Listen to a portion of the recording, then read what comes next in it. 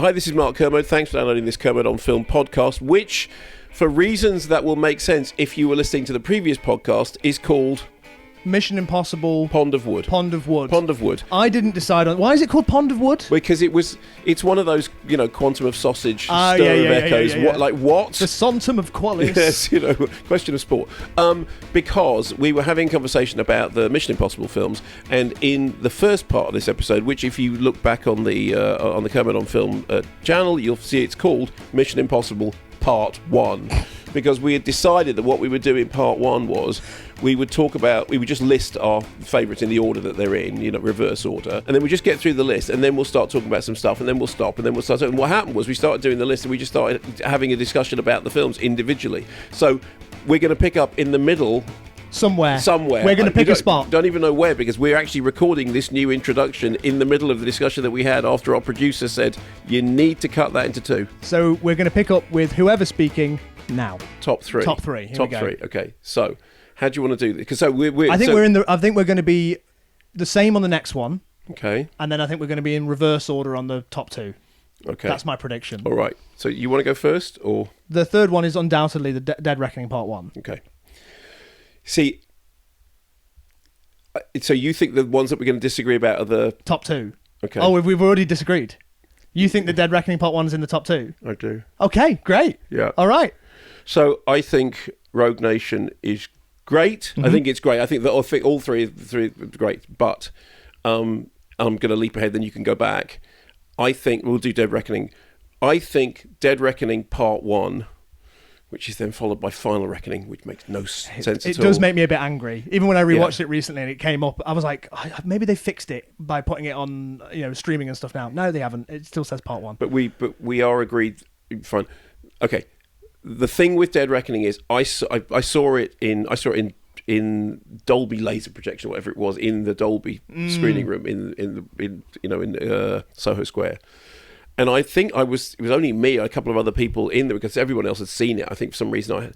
Anyway, it was just, oh my Yeah, God. What did you say to me? We worked together the next day after you'd seen it. I wrote a thing. Because I sent it to Eddie Hamilton, what you said. Yeah, well, it ended up in the hands of Simon Pegg, because what happened was I was making notes, and then when it got to the bit about, I think it was the train falling through the train, I just wrote, fuck my hat.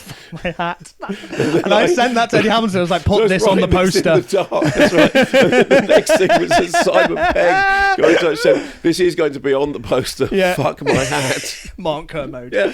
Because I'm sorry, because where have you placed this though, Dead Reckoning? So that for me is number 2. For you, it's number 3. For you, number 3 is Dead Reckoning, and number 2 is Rogue Nation. No, I think Rogue Nation is better than Fallout. The best one. Is better than Fallout. So this is where, when I said earlier that they kind of share neck and neck. Yeah. Fine. I think that this may sound backwards what I'm saying. Okay. I think that Fallout is the best one, but I think Rogue Nation is my favourite one.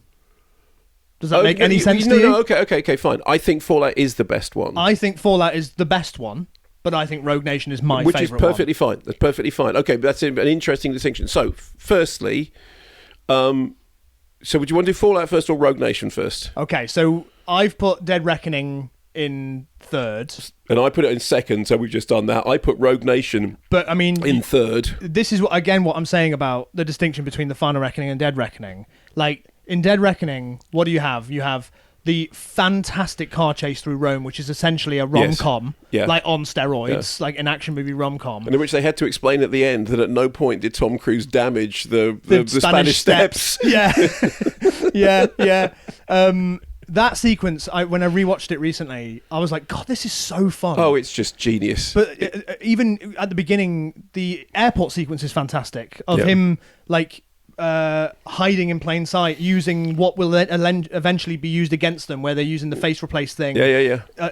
Brilliant whilst he's disarming a bomb. Also, some fantastic Basil expositioning in that sequence, which is while the titles are going on. But it's done, and you go, there. Why is it that in Final Reckoning you couldn't do that? Yeah. The amount of information they get through while the titles are playing out. Yeah. And the joke about Simon Pegg going, or as we call it, Monday. Yeah. It's like... Yeah, exactly. Yeah, it's really, really good. Yeah, that's what I mean about the Dead Reckoning is stringing together a bunch of really, really, really fun sequences, and that everyone knew. Obviously, it was the thing it was being sold on. He drove a motorbike off a mountain, I think 6 times. Yeah. Crazy, and we've all watched him do all the 6 training, on YouTube. Everything. And Simon Pegg is right when he said that not only did he do that, he's also then free falling and delivering a joke on camera like that. No, I don't know anyone else who could even begin to attempt something like that. When he's like, "Are you on the train yet?" And he's like, "I'm trying to get away from this mountain." It's so good. And then the joke as well of him smashing through the train. Oh, it's so good. And everyone knew that was going to happen. Like the whole movie was sold on. He really jumped off that. But it's brilliant to watch. And then the train falling through the train. Oh my God! Which is just, that whole sequence is just genius. And I'm from the generation that was impressed by the fact that Poseidon Adventure took place in a boat that was upside down. So the train falling through the train was just all of that. It's like it's the best, the most redeemable scene in Jurassic Park: The Lost World, the second Jurassic Park, is when their Winnebago or something is hanging from a cliff, right, and the glass is cracking slowly, and the T-Rexes are there, and it's a fantastically tense sequence. It's like Macquarie saw that and went, that, but over and over again. I'm just going to keep doing that. And I think you mentioned it in your review about, like, it's basically a cartoon where it's like, oh yeah, and this one's like got a piano in it, and this one's a kitchen, and there's hot oil everywhere. But it just is the most thrilling thing to watch. It's so well done. Yeah. It's absolutely just wonderful. Just wonderful. Loved it. Do you know what I liked as well about the introduction of the AI villain in Dead Reckoning Part 1? Is the Entity. The Entity. It's a stupid name, but we couldn't think of a better one. I like I'd never seen this before, this godlike entity that couldn't take a human form, using a human being to do its bidding. I thought that was really cool, that he knew exactly what was going to happen because it's got all the algorithms and it's looked at every different possibility and gone, this is what's going to happen. I think that's a cool idea that they kind of just lose in Final Reckoning. Yeah. He's now all of a sudden against the entity and wants to control it. And I found that a bit of an odd choice because I thought all of that was great. And the bit when Tom Cruise is doing a run and Simon Pegg is talking to him, but it's not Simon Pegg. Like, all that stuff I thought this is terrifying. This is a cool idea for a villain. Yeah. But maybe not taken to its, greatest conclusion. But then in Final Reckoning, he escapes a submarine in his pants. So, it's like his swings and roundabouts. Yeah. Right. So let's do top 2. Rogue Nation versus Fallout. And I'm interested. So you said you think Fallout is the best. I think Fallout is the best. So why is Rogue Nation your favourite? Rogue Nation I was so excited about it in 2015. I was in Los Angeles and I was calling anyone I could who could get me a preview screening of it while I was there. Managed to do it. Sat there. And then from the moment that score started, and it's Joe Kramer who did the score for Rogue Nation. As soon as it started, I was like, "Oh, I'm in." Like I just settled in immediately, and it's just prior to when Lorne Balfe took over and did more of the more Hans Zimmer approach, the more bombastic, muscular version of the score. This has got a kind of classy, kind of old-fashioned elegance to it. I think it's a really beautifully constructed action movie, and I do think as well, it's kind of what I've been saying this whole time, is that there is this stringing together of brilliant, very different action sequences. So it's like the plane, and then it's the opera sequence, and then there's the underwater heist, and then there's a motorbike chase, which I remember when I was watching the motorbike chase, and I was like, I've never seen motorbikes go this fast. Yeah. And there's this brilliant moment where Tom Cruise is turning a corner, and his knee just clips the road, and they've obviously just kept that in, and it's just, again, clear that he's doing all this. So you said in that one of the things that you love about Rogue Nation is that it has this it's elegant, right? And I would agree with you, but I would say that the pinnacle of elegance is Fallout, not least because of the final sequence in Fallout. Unbelievable. And this is, again, there are personal things with any of these. I saw Fallout with Child 2, and it was one of those, I suppose it was remembering going to the cinema with my dad and seeing like a really exciting film. He took me to see Le Mans or something, and it was like, but I remember seeing Fallout, just both of it, like, old man, young man, just both going, yeah. yeah. And I think it is elegantly done. I think it's got. There's what I mean is there's more muscular kind of like it's a different tone. Oh yeah, no, it's much more aggressive. It's edgier. It's like use the phrase you used before. You know, it moves like a bullet. But fine. I mean, it just builds, and it's got no fat on it. Yes, it does. And that's the thing that really puts it over. You know, the problems of Final Reckoning and some of the other people is there's nothing you could cut out. In most of the other films, you know, there is fat. I mean, particularly Final Reckoning is there's just an hour of flab. But I do think in the case of Fallout, I love the title for a start because I love the sort of intended the pun. I love the fact that I love the fact of its setting. I love the fact that it's got these the interpersonal relationships, and then I just absolutely love the way the action sequences are constructed. Yep. Because I think it's just like that's what it's meant to be. It's like edge of your seat. It's a perfectly constructed action film. It's like they learned all the lessons and went, we need to put a huge stunt at the very end. It needs to end on that high. We should have done that with the Burj Khalifa. We're going to do it here. And I think one of the reasons why it does kind of, it's neck and neck for me with Rogue Nation. But I think that when I saw the Halo jump, which is unbelievably cool to watch, isn't it? But it also is like, you've put visual effects all over it. Like, and it does kind of take something away, like seeing all the lightning everywhere, and like it is still cool to be like, you're really doing that. There's no other way you could have captured that. That's definitely not just somebody on a big fan, like pretending that they're falling from the sky.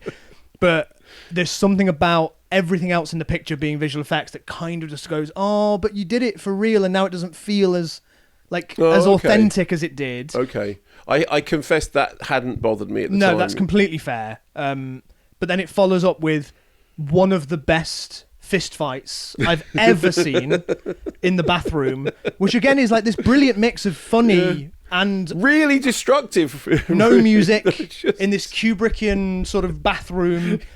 Awesome. It always reminds me of the scene in Punch Drunk Love when he goes and breaks up the bathroom. When he smashes the window. It's just the sound of There's some going through walls and like toppling through mirrors and like just those fantastic close-ups of like the mirror, the shards of the mirror about to like penetrate his neck, and like just even how the fight begins where like Henry Cavill just smacks him with a suitcase and he goes, "Where's the needle? Didn't need it." I also just think that Henry Cavill is brilliantly cast as a villain. He is really good. Brilliantly cast. He's got such a better presence as a villain. He has been quite bad in some other things, so it's really good to see him being really good. Just allows him to have a bit of a personality, whereas whenever he's playing good, handsome men, he's playing a bit beige. Yeah. I still will never be able to get out of my head the sight of Henry Cavill's digitally removed moustache from whichever. Thanks for reminding all of us of that. But I can't ever see his top lip again without weird uncanny valley lip. What was all that about? All because of that. All because of that movie. All because of that. But I absolutely loved Fallout, and it was like I said, lean, mean, stripped to the bone. Thought Tom, it was less messianic in the Tom Cruise stuff. He was actually getting on with stuff. He wasn't doing a lot of walking the world like Doctor Who. He was I really like that actually in Rogue Nation and in Fallout there's this kind of thing of I'm gonna figure it out. Like I this is the only way I can do it. Like there's that kind of improvisation which I liked as a partner to how Mission Impossible movies are made, that they like constantly like having to solve problems of how we're going to get this done, how are we actually going to make this work. Which was, of course, the basis of the TV show. Right. That was it. It was problem. How do we solve the problem? And then somebody would come up with a clever idea, and you go, oh. Mm-hmm. But like, it was only one idea. I like that. Like Macquarie's been quite open about the fact that the method of making a Mission Impossible film kind of reflects the plot of a Mission Impossible film, which is like, I'm on it, I'm going to figure it out, don't worry, we'll solve it. And I like that was a bit more present. Tom, can you throw yourself off something really tall? That's all we need. Just hang on to this helicopter. I also just want to mention that in Fallout, we are introduced to Vanessa Kirby's character. She plays the White Widow. And I think that the way that character is written if it were played by somebody not as talented as Vanessa Kirby, could be quite a thankless role. Which incidentally is most people. Sure, exactly, yeah, exactly. She's so brilliant in it, and there's just this one little moment that I always remember that really stands out for me, where something has gone wrong with one of the missions, and Tom Cruise is covering up that it was him that did it to keep a good favour with her. And she is talking to him and saying, somebody killed some of my men yesterday. I'm assuming it was her, referring to Rebecca Ferguson's character. And then she looks at Tom Cruise dead in the eyes and checks both eyes. You just see her like check both eyes. And it's such an interesting actor choice that there's no way that was written or like she was told to do something like that. It's just those kinds of choices. I'm like, oh, you're doing something kind of interesting with this. And then as she evolves into Dead Reckoning Part 1 and she gets to play Hayley Atwell in a mask. Like, I just think that she does such a fantastic job. Two things this makes me want to bring up. One of them is, which we'll come back to, is do you think that the role of women in the Mission Impossible films is different to the way it is, for example, in the Bond franchise? We'll come back to that. But secondly, can I just say the thing about other people in a mask, and I always remember this when we were doing, I was reviewing Face Off. There is something really... John Woo gets a big shout out on this episode. Yeah, there is something really odd about the fact that when people are playing somebody else in a mask, as a critic, your temptation... I know this sounds like the stupidest thing, is to think it's the other person acting. It is I know this is completely stupid, but I know what you mean. It's like when people were talking about Face Off, when John Travolta is doing Nicolas Nick Cage. And you want to say, Nick Cage is really great, particularly in that. You go, no, it's not Nick Cage, that's John Travolta doing Nick Cage. So that thing about, yes, that you have to remember that it's Vanessa playing somebody in and that happens all the way. I do, incidentally, love the Mission Impossible films. The Scooby-Doo masks are the most ridiculous. Oh, they're so fun, though. They're just okay, fine, but it's just it's all the sort of classic filmmaking ways that we won't get off the subject, but it's all the classic filmmaking ways they kind of get around it sometimes. Yeah. But there's this like brilliant mirror shot in Rogue Nation where they're putting a mask on somebody, but it's like loads of doubles to try and get it. It's so good. Yeah. It's so fun. Don't poop all over the party. No, it's still Scooby-Doo. Anyway, so do you think that there is? And I'm asking this rhetorically because I think there is. Do you think there is a difference in the way that the female characters are deployed in the Mission Impossible films than, for example, the James Bond films, which are... I mean, James Bond and Jason Bourne are the sort of the two other franchises that are in this area. Do you think it is substantially different? Yes, I do. I think it got better. Because as I mentioned earlier, that in Ghost Protocol, it's kind of lame that towards the end, Paula Patton is kind of reduced to go and seduce this billionaire. But I think at the introduction of Rebecca Ferguson... Yeah, and she's fab. Brilliant. Like, and again, I think she's fab in everything. I don't think I've ever seen her be bad in anything at all. No, she's a fantastic actor. And it's also like, I like that they aren't going... In order for women to matter in these movies, there are basically men that are women. Like, she's still extremely feminine, and I like that she's still got this kind of like femme fatale kind of energy to her, but she's managing to kind of hold her own in the Tom Cruise sort of world. Do you remember the bit in the Bond movie in which it was like, let's just stop and let Ana de Armas kick some people's asses for a while? Yeah.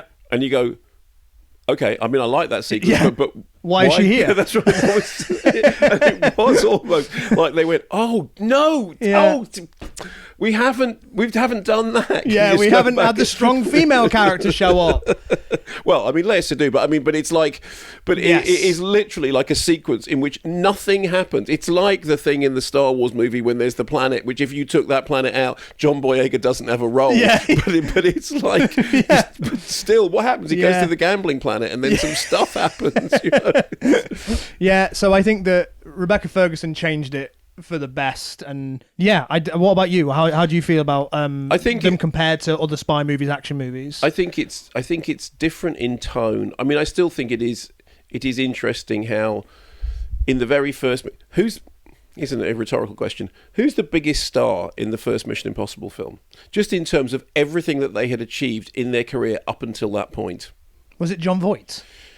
No. I mean, Jon Voight's a good call because he had history, but who in terms of being a proper legend is in the first Mission Impossible film? God, I don't actually... Precisely. Vanessa Redgrave. Right, of course. And of course. I know, but how weird is it that in a film that Vanessa Redgrave is in, you don't remember? Is she like... She's not a massive part of the film, though, No, is she? she's not a massive part of the film, but she's Vanessa Redgrave, and it is like one of those things in which I think that you know, like, as we've said, over the course of the time that it's been running, things have evolved from the point that you don't even remember Vanessa Redgrave being in the film. Vanessa Redgrave. Yeah. I mean, okay, John Voight, you know, up until the point that he became an arse, you know, but the point was Vanessa Redgrave, like arguably the greatest actor of her generation, and certainly one of the most well-known, recognisable internet, you know, like Vanessa Redgrave. Yeah. And you're going, oh yeah, was she in that film? Yeah. And I think the lore of Mission Impossible now, she's Vanessa Kirby's mother. Yes, I think that's right. Does she play Max? I'm pretty sure she might be Vanessa Redgrave might be playing Vanessa Kirby's mother within the world of the film. But it's just, isn't that an interesting thing that it kind of barely registered in that first film at all? Completely. And yet by the time you get to the end of it, well, I'm not saying it solves all the problems because it clearly doesn't, but I think it is right that by the time you get to the end, and I think particularly with Rebecca Ferguson and Vanessa, you know, you've got characters that are proper characters, and not just like the Lethal Assassin characters, but characters that have actually got properly rounded Michelle stories. Monaghan is fantastic. I mean, she's always brilliant. Again, like you say, like I don't think I've ever seen her be bad in anything. She is just such a like reliable, brilliant actor. Saw her again recently when I rewatched True Detective and forgot just how brilliant she is in that as well. But she's got a really difficult job in this, which is that she's not part of the world but gets brought into it, and so has to kind of not be the sort of headless chicken running around being like, I don't know what to do. She manages to sort of keep up with all of it while still remaining like a human being. You know, I was quite glad I had forgotten that John Voight was in the first Mission Impossible, and I think that's partly because my brain has gone, I just don't register John Voight. I don't want to see John Voight. I don't know what it is. Yeah. So, yeah, there's Michelle Monaghan's amazing, Rebecca Ferguson's amazing, and then actually Hayley Atwell being a late addition. I, at first, was worried that because it was going to be like, oh, they're getting rid of Rebecca Ferguson for the last couple of movies, probably something to do with the fact that she's making Dune, and she can't afford all the time they need. I was like, oh, they're going to kind of do like a Rebecca Ferguson replacement, but she's completely different as a character. Yeah. She's very funny. I didn't actually know how funny Hayley Atwell could play. She is so incredibly watchable and likable. It's all these little like hair flips that she does when she's in the middle of like action scenes, and like the bit in the train when the train's going through the train, when she's like, when he's like, do you trust me? Do you trust me? And she just goes, shakes her head. It's very, very funny. It's and again, like a person who, like, she's a pickpocket, she's a thief. She's not supposed to be an assassin or anything, but she manages to sort of keep up and be in part of this again without feeling like a headless chicken. And I think that's a really difficult thing to do in any action movie with any, you know, character of any gender, to have somebody normal brought into a weird sort of experience. And I think they hold themselves very well. There is also the kind of the imprisonment sequence in which it is really threatening, and it's, you know, and there's no one soft peddling any of that stuff. It is really harsh. So it's not solving the problems of spy movies by any means, but at least it is interesting that when you put them next to James Bond, even in the sort of later stages of James Bond, in which they do try and, you know, Lea Seydoux absolutely dominates the screen and all that sort of stuff, it is still James Bond. Yes, you know? Yes. And it is true that hasn't really been an issue with the Mission Impossible things in the same way. Although partly, I think one of the reasons for that is, and I don't know, forgive me whether this is just me, I think that when I look at Tom Cruise, I think of Buster Keaton. Yes. I think of, you know, like that kind of. I don't think of. I'm sure this is just me. I don't think of Tom Cruise as a sex symbol. No, I don't. I don't think that that's a mistake. I think that that's become like, because if you obviously, like me, don't remember Mission Impossible 2 that well. No. That has been labelled recently as the horny one. Oh, really? Okay. Apparently, it's I can't remember it very well because all I remember is hairy one. Yeah. But that's one apparently with him and Tandy Newton. Yes, and it's a lot of them longingly looking at each other in between like slow motion cars spinning around. Like, it's a lot of that, and I don't think that the fact that you don't see. I've just forgotten all of that. I've just forgotten all of that. Because who cares? But you not seeing Tom Cruise as a sex symbol, I think, is by design. I don't think I've ever seen Ethan Hunt womanize. No, like, I think that is one of the key differences. Is that that's not who he is. Anyway.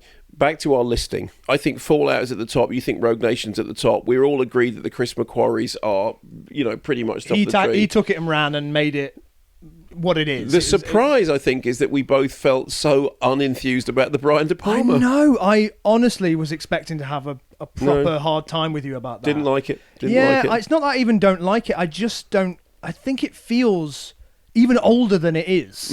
It just feels so old-fashioned. Of all of them, it's the one that feels the most like a television show adaptation. It's the one that feels... I mean, I know it's got a lot of... It's got quite a slow-moving, baggy plots, and it's all quite...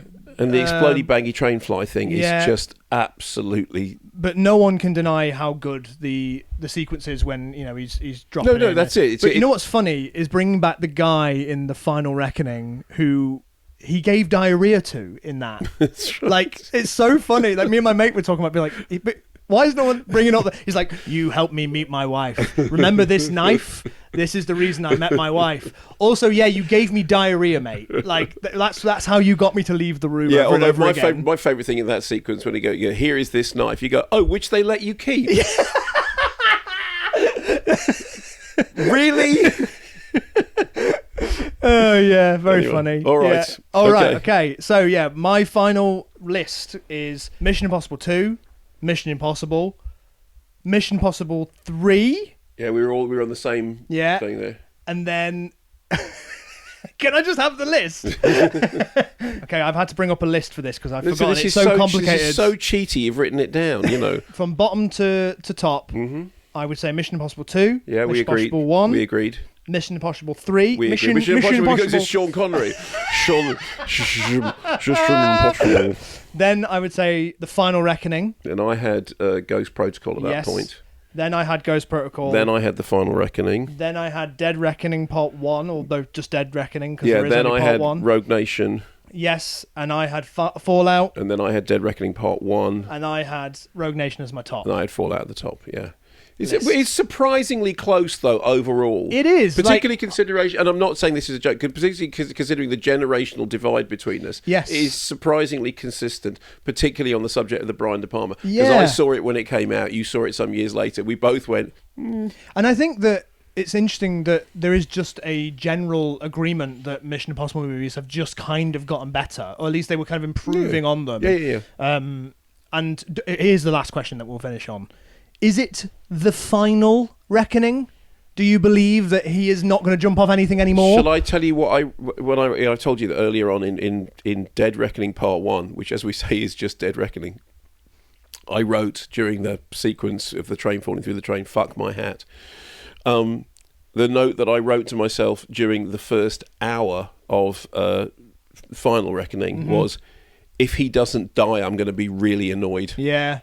Because it was like... It did feel like they were setting really it up. like, come on, Yeah, but maybe they didn't feel like they could do a No Time to Die sort of thing. Then don't do a No Time to Die open. Don't do a thing at the beginning. Don't do a... he walked the earth. Yeah. He is the best of men in the worst of times. If we want to solve the problems of all the world... He is very small physically, but very large philosophically. He is... Ethan. Tom Hunt. His name is Ethan. Ethan? No, it can't be Ethan. That's a kid who gets bullied at school's name. That's not.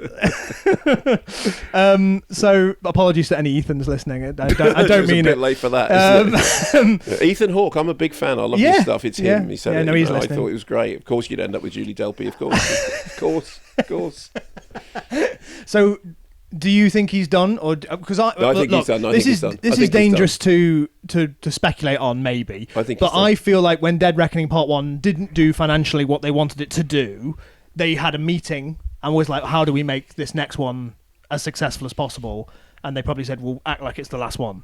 I think it is the last one. Okay. I know that Chris McQuarrie and Tom Cruise are working on something else. Yeah, they would be doing Maverick. But no, I think Dead Reckoning Part Final. Yeah, but I also think, like, when you've done all that, why would you go back? Because it is kind of like, look, you got through it all and you came out with your head held high and everyone thinks you're the saviour of cinema and the BFI celebrated your career and gave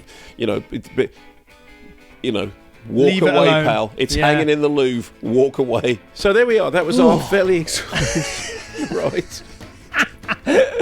What day is it? I don't know, but I feel like that was probably longer. That was about as long as the the first part of the Final Reckoning. Yeah, that's right. That was all the exposition. And now, Tom Cruise in his pants in a submarine. Thanks for listening. Or watching if you're doing both. Thank you very much. If you want more movie discussion with me and Simon Mayo, that's Kermode and Mayo's Take, is available every week. Jack will be joining me again soon. Yeah, we're kind of doing it sort of like every so often, and we haven't got like a strict schedule in, but we're gonna see how this goes. We're definitely going to be to Latitude Festival again as well. That's the next big thing. The next big thing. Well done for flagging that up. It's my old man's brain was fed. What are we doing at Latitude, Jack? Come on. Oh, I don't know yet. Throw ahead. We'll probably be talking about the fact that we're 6 months or so into the year. We'll be discussing our favourite films of the year, the best, the worst, those kind of things. Film culture in general. Probably taking some questions from the audience and see what they want to. Probably taking some questions from the audience. Yes, and seeing what they want us to talk about as well.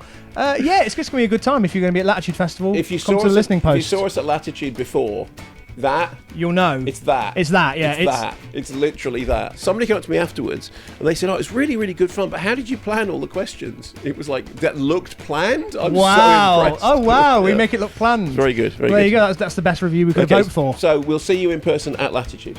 Or not. Or not.